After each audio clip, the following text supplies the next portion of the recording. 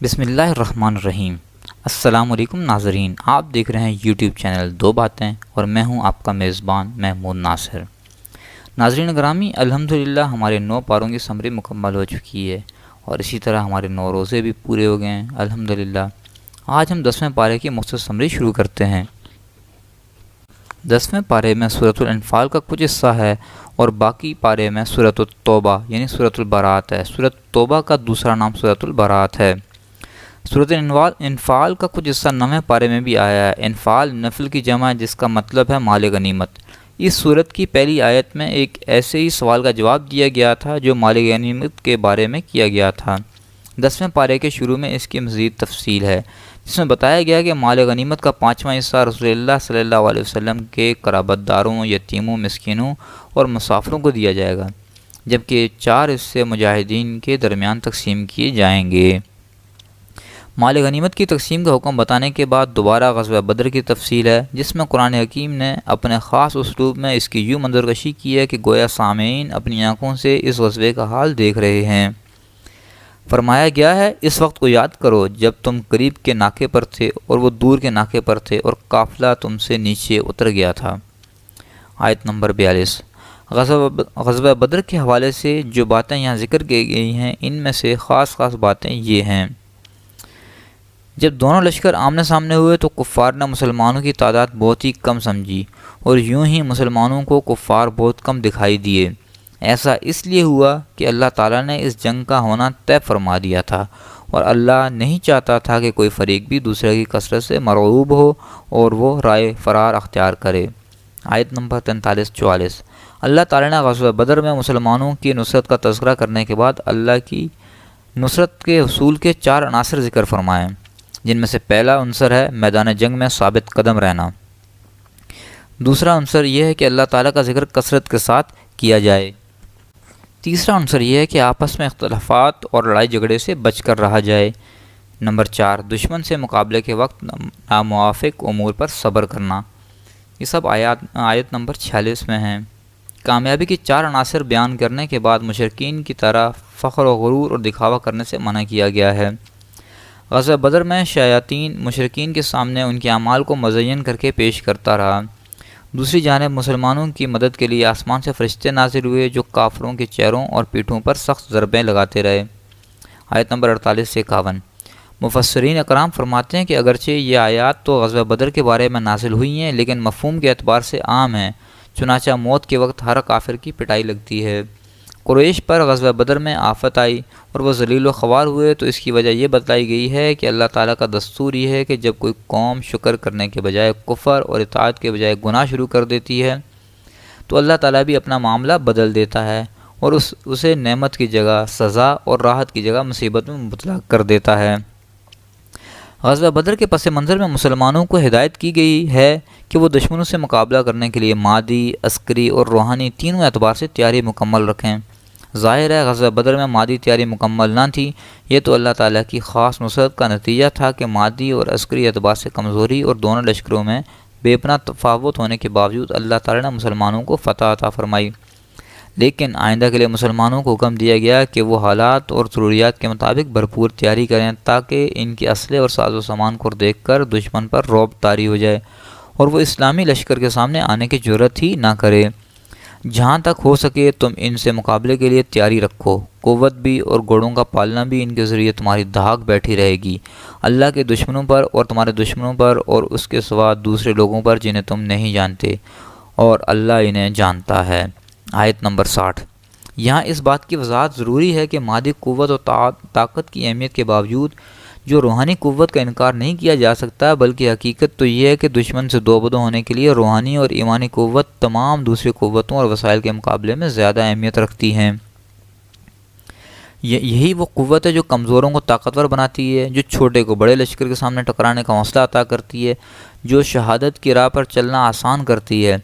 ایمانی قوت رکھنے والوں کو ایسا رعب عطا کیا جاتا ہے کہ جو بڑے بڑے سورماؤں کو لرزہ برہمدم کر دیتا ہے۔ اپنی اس اجتماعی کمزوری کا کیسے اعتراف کیا جائے کہ آج کے مسلمان فکری، علمی، مادری اور روحانی ہر اعتبار سے ضعیف اور کمزوری کا شکار ہیں۔ جہاں مسلمانوں کو جنگ کے لیے ہمہ وقت مستعد اور تیار رہنے کا حکم دیا گیا ہے، وہیں یہ حکم بھی دیا گیا ہے کہ اگر یہ کافر صلح کی طرف مائل ہوں تو تم بھی ان کی طرف مائل ہو جاؤ۔ آیت نمبر 61۔ اس آیت سے یہ واضح طور پر ثابت ہوتا ہے کہ اگر صلح میں مسلمانوں کی مصلحت ہو تو صلح کر لینی چاہیے۔ جنگ کی تیاری اور جذبہ جہاد کا یہ مطلب ہرگز نہیں کہ بہر صورت جنگ ہی کرنا ضروری ہے اور مصالحت سے دور رہنا ہی اللہ کا حکم ہے۔ خود نبی کریم صلی اللہ علیہ وسلم نے متعدد مواقع پر صلح کا راستہ اختیار کیا۔ جنگ بدر میں 70 مشرکین گرفتار ہوئے تھے۔ ہمارے آقا صلی اللہ علیہ وسلم نے اپنی عادت کے موافق ان کی قسمت کا فیصلہ کرنے کے لیے صحابہ کرام سے مشورہ کیا۔ حضرت عمر رضی اللہ تعالیٰ عنہ اور دوسرے کئی صحابہ رضوان اللہ اجمعین کی رائے یہ تھی کہ انہیں قتل کر دیا جائے، جبکہ حضرت ابوبکر صدیق رضی اللہ تعالیٰ عنہ اور بعض دوسرے صحابہ کرام رضوان اللہ علیہ اجمعین نے مشورہ دیا کہ انہیں فدیہ لے کر آزاد کر دیا جائے۔ حضور پاک صلی اللہ علیہ وسلم نے اسی رائے کو پسند فرمایا اور ان قیدیوں کو رہا کر دیا۔ اس پر اللہ کی طرف سے عتاب نازل ہوا۔ فرمایا گیا اگر اللہ کا حکم نہ ہو چکا ہوتا تو جو فدیہ تم نے لیا ہے اس کے بدلے تم پر بڑا عذاب نازل ہوتا۔ آیت نمبر 68۔ اس قسم کی آیات جن میں رسول اللہ صلی اللہ علیہ وسلم پر عتاب فرمایا گیا ہے قرآن کی صداقت و حقانیت کی دلیل ہے۔ اگر بالفرض قرآن اللہ کا کلام نہ ہوتا تو ایسی آیات کو قرآن میں ہرگز جگہ نہ ملتی۔ یہ بات بھی ملحوظ رہے کہ عتاب کے باوجود اللہ تعالیٰ نے مسلمانوں کو اس فدیہ کے کھانے کی نہ صرف اجازت دی بلکہ اسے حلال اور پاکیزہ قرار دیا جو مشرک قیدیوں سے لیا گیا تھا۔ سورت کے اختتام پر ان لوگوں کو ایک دوسرے کا رفیق قرار دیا گیا جو اللہ کی رضا کے لیے ہجرت اور جہاد کرتے ہیں، ایک دوسرے کو ٹھکانہ فراہم کرتے ہیں اور ایک دوسرے کی مدد کرتے ہیں۔ اس سورت کی ابتدا جہاد اور غنیمت کے ذکر سے ہوئی تھی اور اختتام نصرت اور ہجرت کے ذکر پر ہو رہا ہے، گویا کہ یہ سورت ابتدا سے اختتام تک جہاد ہی کے بیان پر مشتمل ہے۔ اس کے بعد ہم سورۃ التوبہ شروع کرتے ہیں۔ سورۃ التوبہ مدنی ہے اور اس میں 129 آیات ہیں اور 16 رکوع ہیں۔ اسے سورۃ البراۃ بھی کہا جاتا ہے۔ اس سورت کا پہلا لفظ ہی براۃ من اللہ ہے۔ برات کے معنی بیزاری کے ہیں۔ چونکہ اس سورت میں عہد و پیمان سے بیزاری اور توڑنے کا حکم دیا گیا ہے اس لیے اس کو سورۃ البراۃ اور سورۃ التوبہ کہا جاتا ہے۔ اسی طرح اس سورت کا ایک نام سورۃ الفاضحہ بھی ہے، یعنی رسوا کرنے والی سورت۔ یہ سورت 9 ہجری میں اس وقت نازل ہوئی جب رسول اللہ صلی اللہ علیہ وسلم رومیوں کی سرکوبی کے لیے نکلے تھے۔ اس غزوہ کو غزوہ تبوک کے نام سے یاد کیا جاتا ہے۔ یہ غزوہ سخت گرمی کے زمانے میں پیش آیا تھا۔ سفر بھی بہت طویل تھا، پھل پکے ہوئے تھے جو کہ ان کا اہم ذریعہ معاش تھا اور مقابلہ ایک ایسی سلطنت سے تھا جس سے اپنے وقت کی سپر پاور ہونے کا دعویٰ تھا۔ مختصر یہ ہے کہ یہ غزوہ اہل ایمان کے لیے بڑی ابتلا، مصیبت اور ان کے صدق و اخلاص کا امتحان تھا۔ اس کے ذریعے مومنوں اور منافقوں کے درمیان امتیاز بھی ہو گیا۔ حقیقت میں سورۃ التوبہ کے بنیادی ہدف 2 ہی تھے۔ نمبر 1 مشرکین اور اہل کتاب کے ساتھ جہاد کے احکام بیان کرنا، اور دوسرا غزوہ تبوک کے پس منظر میں اہل ایمان اور اہل نفاق کے درمیان فرق واضح کر دینا۔ جہاں تک احکام جہاد کا تعلق ہے تو تمہید کے طور پر ان معاہدات سے برات کا اعلان کیا گیا جو مسلمانوں نے مشرکین کے ساتھ کیے تھے۔ ان کے لیے انتہائی مدت 4 ماہ مقرر کر دی گئی تھی۔ یوں ہی مشرکوں کو بیت اللہ کا حج کرنے سے بھی منع کیا گیا کیونکہ یہ لوگ کئی بار عہد شکنی کے مرتکب ہو چکے تھے اور اسلام کے بڑھتے ہوئے سیلاب کو روکنے کے لیے یہود کے ساتھ گٹھ جوڑ کرتے چلے آ رہے تھے۔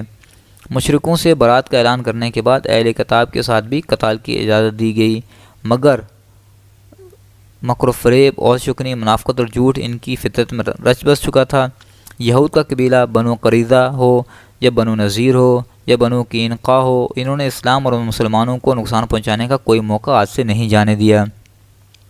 تقریباً 20 آیات میں ان کے باطنی خباثت اور چالوں کو تشت بام کیا گیا اور مسلمانوں سے کہا گیا کہ اہل کتاب میں سے جو لوگ اللہ پر ایمان نہیں لاتے اور نہ ہی روز آخرت پر یقین رکھتے ہیں اور نہ ان چیزوں کو حرام سمجھتے ہیں جو اللہ اور اس کے رسول نے حرام کی ہیں اور نہ دین حق کو قبول کرتے ہیں، ان سے جنگ کرو یہاں تک کہ وہ ذلیل ہو کر جزیہ دیں۔ آیت نمبر 69۔ جہاں تک اس صورت کے ہدف کا تعلق ہے تو منافقوں کے علامات اور بدباطنیوں کو اس انداز میں بیان کیا گیا ہے کہ وہ سب کے سامنے ذلیل اور رسوا ہو کر رہ جائیں، اس لیے اس صورت کا ایک نام سورۃ الفاضحہ بھی ہے، یعنی رسوا کرنے والی صورت۔ اس صورت کے نزول سے قبل انہوں نے اپنے آپ کو اسلام کے زبانی دعووں کے پردے میں چھپا رکھا تھا، لیکن اس صورت نے ان کے باطن کو یوں ظاہر کر دیا کہ ہر کسی نے جان لیا کہ کون منافق ہے اور کون مخلص مومن ہے۔ منافقوں کی کمزوریوں اور عیوب کو نمایاں کرنے کا ظاہری سبب غزوہ تبوک بنا۔ جہاد تو ویسے بھی جان جوکھوں کا کام ہے اور اپنے آپ کو مشکلات میں ڈالنے والی عبادت ہے، جبکہ غزوہ تبوک میں مادی اعتبار سے اپنے وقت کی سب سے بڑی فوج کے ساتھ مقابلہ بھی تھا، اور وہ بھی شدید گرمی اور فقر و فاقہ کے دنوں میں۔ اس غزوہ کے پس منظر میں منافقوں سے جو حرکتیں سرزد ہوئی، منافقوں کی ان حرکات کی جھلکیاں سورۃ توبہ کی بعض آیات ہی سے ماخوذ ہیں۔ اللہ تعالیٰ نے پیشن گوئی فرما دی تھی کہ منافق قسمیں کھا کر کہیں گے کہ اگر ہم طاقت رکھتے تو آپ کے ساتھ ضرور غزوہ تبوک کی طرف نکل پڑتے۔ چنانچہ ایسا ہی ہوا، اور جب حضور اکرم صلی اللہ علیہ وسلم تبوک سے واپس آئے تو منافقوں نے جھوٹے اعذار پیش کیے۔ سوائے چند کے باقی تمام مخلص مسلمان فوراً غزوہ تبوک میں شرکت کے لیے تیار ہو گئے، جبکہ منافقوں نے مختلف حیلوں بہانوں سے مدینہ میں رہنے کی اجازت حاصل کر لی۔ اللہ نے فرمایا کہ ان منافقوں کا جہاد میں نہ نکلنا ہی بہتر تھا۔ اگر بالفرض وہ شرکت کرتے تو مسلمانوں کے درمیان فتنہ و فساد پھیلانے کے سوا کچھ بھی نہ کرتے۔ آیت نمبر 47۔ ان میں سے بعض ایسے بھی تھے جنہوں نے مضحکہ خیز عذر پیش کر کے اپنے لیے استثناء حاصل کرنے کی کوشش کی۔ مثال کے طور پر جد بن قیس نام کے ایک صاحب کہنے لگے، یا رسول اللہ صلی اللہ علیہ وسلم، میں دل کا بڑا کمزور ہوں، جبکہ رومیوں کی عورتیں گورے رنگ کی ہوتی ہیں، مجھے ڈر ہے کہ اگر میں جہاد میں گیا تو انہیں دیکھ کر فتنہ میں مبتلا ہو جاؤں گا۔ آیت نمبر 49۔ ان کے دلوں میں مسلمانوں کے لیے بغض اور حسد کے سوا کچھ نہیں تھا۔ آیت نمبر 50۔ اگر مسلمانوں کو فتح حاصل ہو یا مال غنیمت ہاتھ آئے تو پریشان ہو جاتے ہیں، اور اگر اس کے برعکس کسی حادثے یا مصیبت کا سامنا کرنا پڑ جائے تو انہیں بے پناہ خوشی ہوتی ہے۔ وہ قسمیں کھا کر یقین دلاتے ہیں کہ اے مسلمانوں، ہم تم میں سے ہیں، حالانکہ ایسا نہیں ہے۔ آیت نمبر 52۔ ان کی نظریں صرف مال پر ہوتی ہیں، اگر مل جائے تو خوش ہوتے ہیں، اگر محروم رہیں تو اللہ کے نبی پر بھی طعنہ زنی سے باز نہیں آتے، چونکہ حضور اکرم صلی اللہ علیہ وسلم ہر کسی کی بات سن لیا کرتے تھے، اس لیے وہ آپ کے بارے میں کہتے تھے آپ تو نرے کان ہیں۔ آیت نمبر 61۔ آپ صلی اللہ علیہ وسلم کی زندگی میں انہیں مستقل یہ اندیشہ لگا رہتا تھا کہ کہیں ایسی صورت نازل نہ ہو جائے جو ان کا پول کھول دے اور ان کے قلبی راز فاش کر دے۔ آیت نمبر 46۔ ایک دوسرے کو برائی کا حکم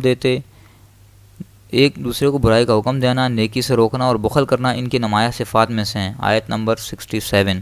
ان منافقوں کی صفات اور اعمال ماضی کے کفار جیسے ہیں۔ آیت نمبر 69۔ ان کے دل اللہ کی محبت، ان کے ذکر و شکر اور ان کی عظمت سے یکسر خالی ہیں۔ ظاہر ہے جس کے دل میں اللہ کی عظمت نہیں ہوگی اس کے لیے گناہ اور نافرمانی بہت آسان ہو جائے گی۔ آیت نمبر 67۔